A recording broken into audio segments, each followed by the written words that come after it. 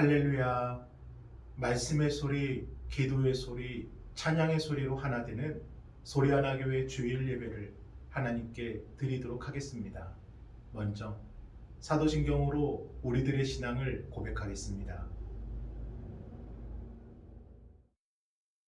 나는 전능하신 아버지 하나님 천지의 창조주를 믿습니다. 나는 그의 유일하신 아들 우리 주 예수 그리스도를 믿습니다. 그는 성령으로 잉태되어 동정녀 마리아에게서 나시고 본디오 빌라도에게 고난을 받아 십자가에 못 박혀 죽으시고 장사된 지 사흘 만에 죽은 자 가운데서 다시 살아나셨으며 하늘에 오르시어 전능하신 아버지 하나님 우편에 앉아 계시다가 거기로부터 살아있는 자와 죽은 자를 심판하러 오십니다. 나는 성령을 믿으며 거룩한 공교회와 성도의 교제와 죄를 용서받는 것과 몸의 부활과 영생을 믿습니다. 아멘. 찬송가 104장 곧 오소서 임마누엘, 우리 함께 찬양하겠습니다.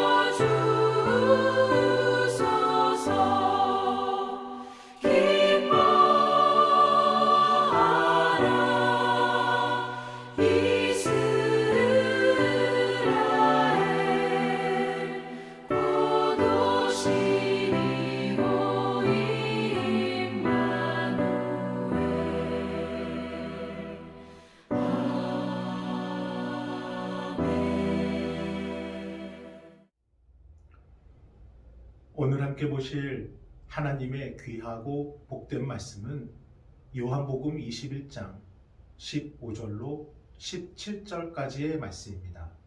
우리 함께 봉독하겠습니다. 그들이 조반 먹은 후에 예수께서 시몬 베드로에게 이르시되 요한의 아들 시몬아, 네가 이 사람들보다 나를 더 사랑하느냐? 주님, 그러하나이다. 내가 주님을 사랑하는 줄 주님께서 아시나이다. 내 어린 양을 먹이라. 하시고 또 두 번째 이르시되 요한의 아들 시몬아, 내가 나를 사랑하느냐? 주님, 그러하나이다. 내가 주님을 사랑하는 줄 주님께서 아시나이다. 내 양을 치라. 하시고 세 번째 이르시되 요한의 아들 시몬아, 내가 나를 사랑하느냐? 주께서 세 번째 내가 나를 사랑하느냐 하심으로 베드로가 근심하여 이르되 주님, 모든 것을 아시오매. 내가 주님을 사랑하는 줄 주님께서 아시나이다. 내 양을 먹이라. 할렐루야.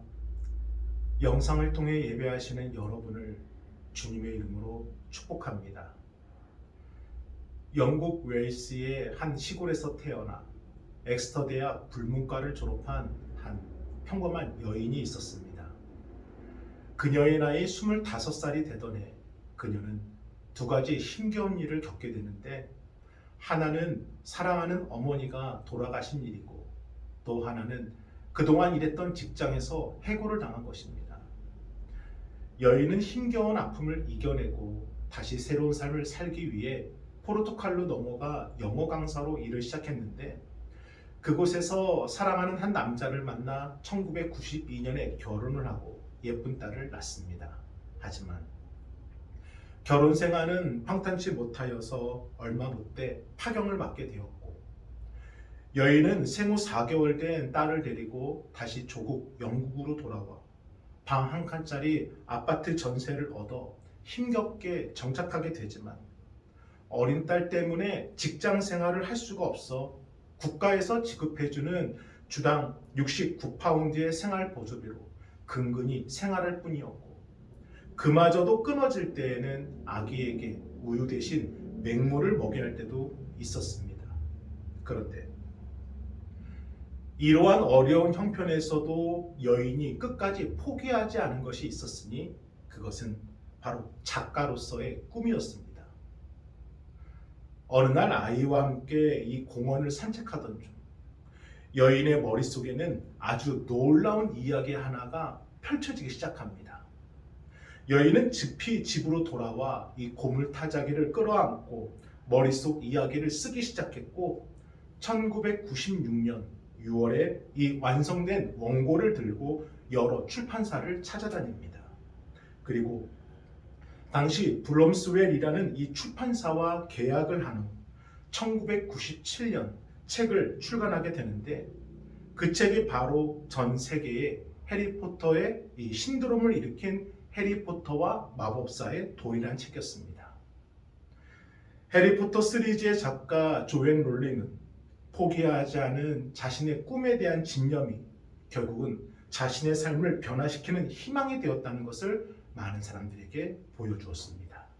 사랑하는 여러분, 물질이 부족해서 포기하는 것이 아닙니다. 힘이 없어서 못하는 것이 아니고, 능력이 없어서 할 수 없는 것이 아닙니다. 꿈이 없기에 앞을 못 보는 것이고, 비전을 품지 못하기에 하지 못하는 것입니다. 오늘 본문에서는 지난날 자신의 과오로 인해 스스로 이 실패자의 삶을 살아가는 한 사람을 소개해주고 있는데, 그가 누구입니까? 바로 베드로입니다. 사실 그는 예수님께 인정받는 제자였고, 누구보다도 예수님을 사랑하고 따랐던 제자였습니다. 하지만 무려 3번씩이나 예수님을 모른다, 그렇게 부인하고 도망친 이후 그는 스스로 실패자의 삶을 살아가게 됩니다. 그런데 실패의 아픔보다 지금 그를 더욱더 불행하게 만들고 있는 것은 그가 품고 있었던 꿈과 바라보고 있었던 비전을 잃어버렸다는 것입니다. 우리 요한복음 21장 3절을 함께 읽어봅니다. 시몬 베드로가 나는 물고기 잡으러 가노라 하니, 그들이 우리도 함께 가겠다 하고 나가서 배에 올랐으나 그날 밤에 아무것도 잡지 못하였더니. 아멘. 푸념 섞인 그의 말 한마디가 들리십니까? 나는 물고기 잡으러 가노라. 사랑하는 여러분, 예수님이 갈릴리 바닷가에서 처음 베드로를 만나셨을 때, 그리고 그를 제자로 부르셨을 때 그에게 하신 말씀을 기억하십니까? 우리 계속해서 마가복음 1장 17절도 함께 읽어봅니다. 나를 따라오라. 내가 너희로 사람을 낚는 어부가 되게 하리라 하시니. 아멘. 사람을 낚는 어부가 되게 하리라. 이 말씀이 무슨 뜻입니까? 세상에 복음을 전하여 사람을 변화시키는 일을 하도록 해주겠다는 것입니다. 그래서 베드로가 어찌했습니까? 자신의 그물과 배를 버려두고 예수님을 쫓아갑니다. 그것이 베드로의 비전이었습니다. 세상에 복음을 전하고 하나님의 나라를 만들어가는 것. 그래서 베드로는 예수님이 주신 그 비전을 붙잡았고 자신의 모든 것을 내려놓았고 예수님만 바라보고 따라갔습니다. 예수님이 주신 그 비전이 베드로의 삶을 변화시켰습니다. 그런데 사람을 낚는 어부가 되어야 될 베드로가 지금 뭐라고 말합니까? 나는 물고기 잡으러 가노라. 이 말은 예수님을 만나기 전 그 삶으로 돌아간다는 것입니다. 더 이상 예수님이 주신 그 비전을 꿈꾸지 않겠다는 것이고, 더 정확하게 말씀드리면 나는 과오를 저질렀고 실패한 인생이기 때문에 이제는 비전도 꿈도 소망도 다 포기하겠다는 선언과도 같은 겁니다. 사랑 여러분, 나는 물고기 잡으러 가노라. 베드로의 이 푸념 섞인 이 한마디, 2022년을 마무리하는 지금 저와 여러분의 삶의 고백은 어떠십니까? 지난날 그 한 번의 실패로 인해 그 이후 앞을 바라보지 못하고 혹 땅을 바라보고 계시지는 않으십니까? 소망과 희망을 품고 올 새해도 힘차게 시작했지만 어느 순간부터인가 그저 제자리에 멈춰 있지는 않으십니까? 누군가로 인해 원치 않는 상처를 받아 그 상처가 마음의 원망이 되고 분노가 되고 좌절과 포기만이 되어 내 마음을 가득하게 썩어지게 만들고 있지는 않으십니까? 지금 베드로가 그렇습니다. 예수님께 부름받고 분명한 비전을 품고 앞만 보고 달려왔었지만 사람을 낚는 어부가 되기 위해 소망과 희망을 품고 예수님을 따랐지만 예수님을 모릅니다. 예수님을 모릅니다. 예수님을 모릅니다. 3번 부인한 그 사건으로 인해 베드로의 마음에서 비전과 꿈은 사라지고 그 자리가 원망과 분노와 좌절과 낙심으로만 채워지게 된 겁니다. 그리고 나는 물고기 잡으러 가노라. 다시 예수님 만나기 그 전의 삶으로 돌아가 버렸습니다. 그런데 오늘 본문에서 그러한 베드로를 누가 찾아옵니다. 그 누군가가 누구십니까? 바로 예수님이십니다. 비전을 잃어버리고 꿈을 잃어버리고 소망을 잃어버린 베드로를 과거의 실패에 매여서 그저 실패자의 삶으로 살아가는 이 베드로를 누가 찾아오셨습니까? 예수 그리스도께서 찾아오셨습니다. 그리고 그에게 묻습니다. 내가 이 사람들보다 나를 더 사랑하느냐? 그리고 그에게 말씀하십니다. 내 어린 양을 먹이라 라고요. 사랑하는 여러분, 여기 베드로를 찾아오신 예수님께서 오늘 누구를 찾아오기를 원하십니까? 지금 베드로에게 말씀하시는 주님께서 오늘 누구에게 말씀하기를 바라십니까? 바로 우리입니다. 주님, 제가 오늘 주님 만나고 싶어 예배의 자리로 달려 나왔습니다. 저를 만나 주십시오. 주님, 너무 힘이 들고 괴로워 주님께 달려나왔습니다. 저를 좀 안아주십시오. 주님, 제가 어디로 가야 되는지, 어떻게 해야 되는지 도저히 길이 보이질 않습니다. 어디로 가야 되는지 제발 저를 인도하여 주옵소서.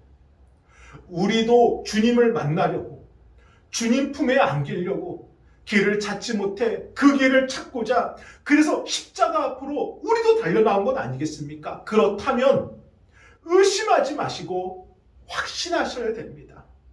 의심을 버리고 확신하시기를 소망합니다.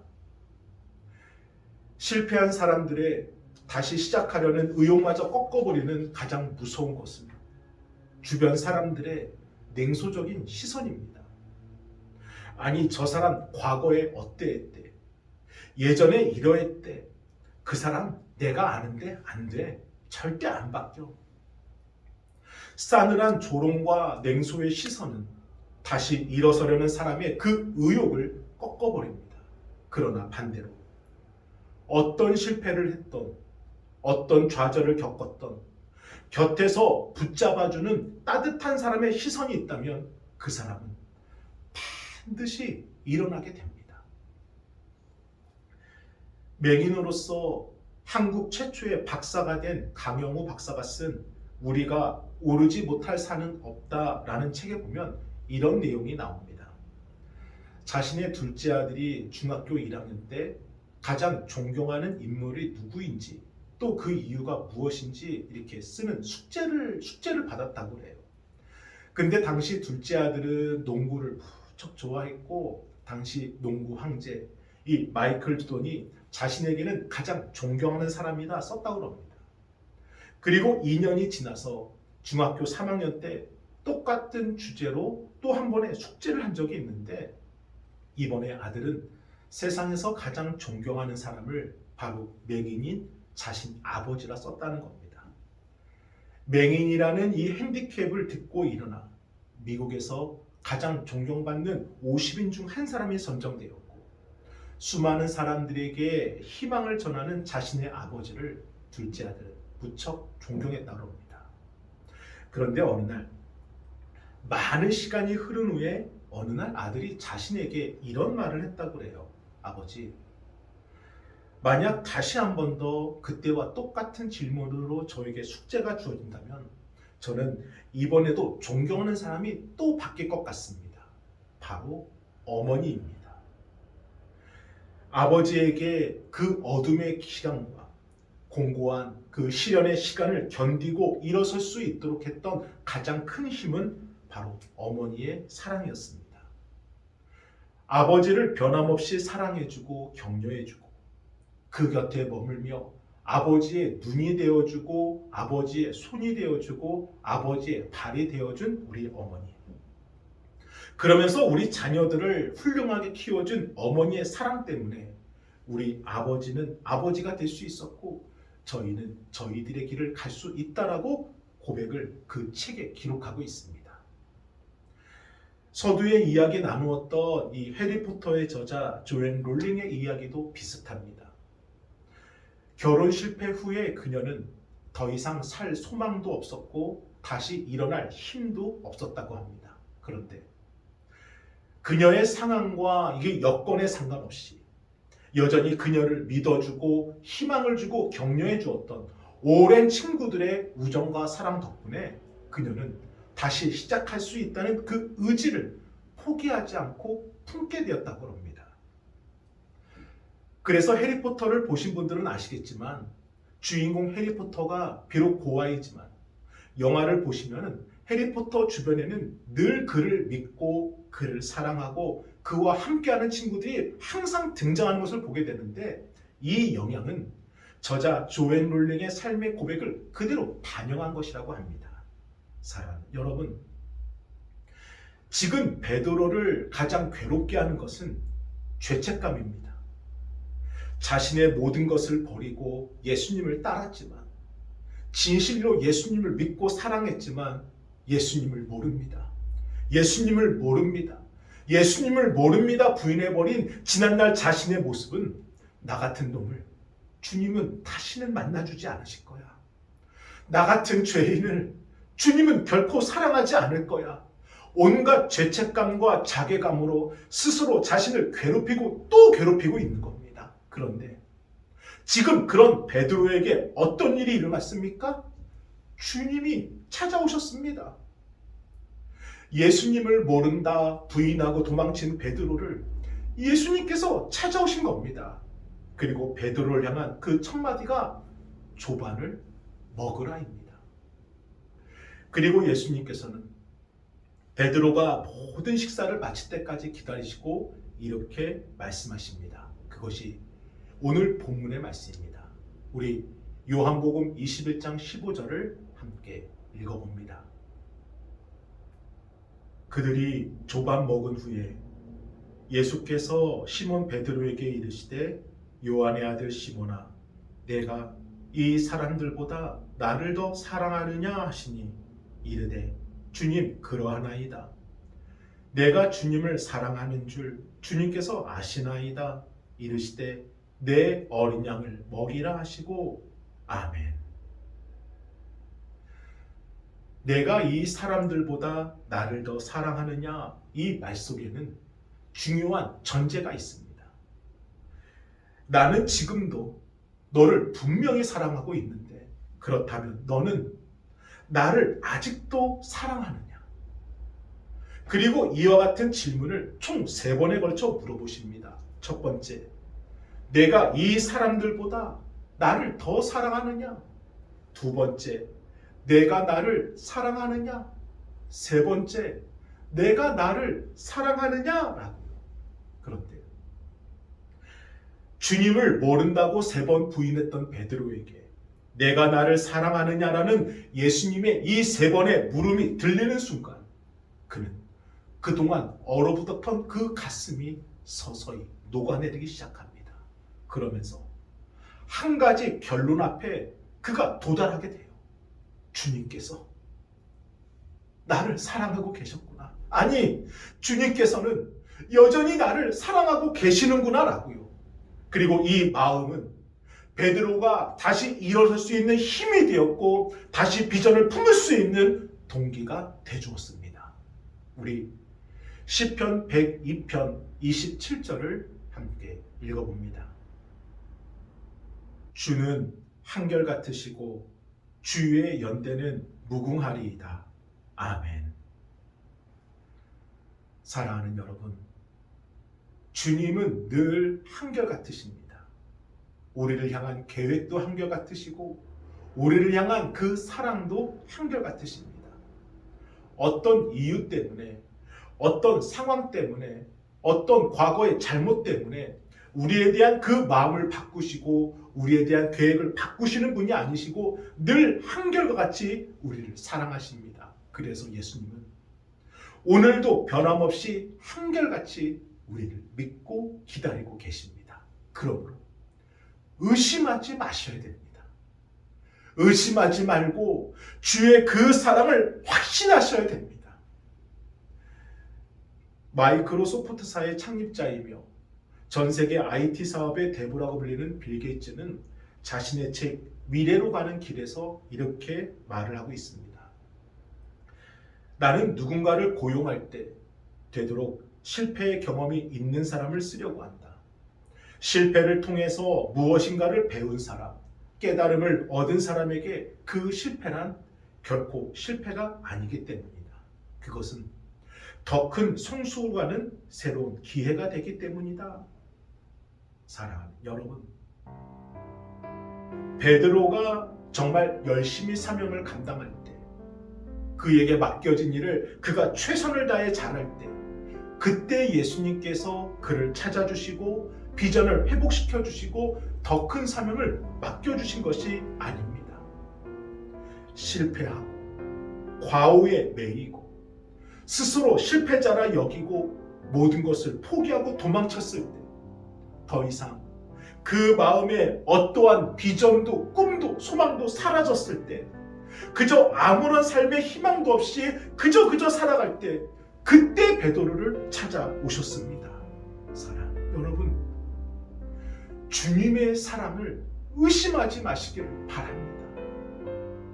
우리를 향한 변함없으신 그 사랑을 절대적으로 확신하시기를 바랍니다. 오늘도 주님은 우리가 그 사랑을 믿고 우리의 자리에서 다시 일어서기를, 2022년을 온전히 감사로 내려놓고 2023년을 감사와 사랑을 확신 갖고 준비하기를 원하십니다. 우리가 가야 될 길 주님이 아시오니 주님과 함께 걸어가는 저와 여러분 되길 주의 이름으로 축복합니다. 아멘. 우리 함께 기도하겠습니다. 거룩하신 주여, 감사합니다. 의심을 버리고 주의 사랑을 확신하여 가고자 하는 이 길, 주여 우리의 연약한 마음을 만져주시고 주님께서 주시는 그 마음을 다시 품고 갈 수 있도록 주여 인도하여 주옵소서. 주여 붙잡아 주옵소서. 아버지 감사합니다. 정성껏 준비하신 예물을 하나님께 드리겠습니다. 하나님 한 번도 나를 실망시킨 적 없으시고 언제나 공평과 은혜로 나를 지키셨네.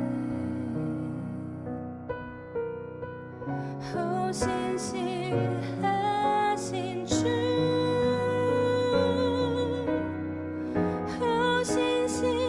신실하신 주, 내 너를 떠나지도 않으리라, 내 너를 버리지도 않으리라. 약속하셨던 주님, 그 약속을 지키사 이후로도 영원토록 나를 지키시리라 확신하네.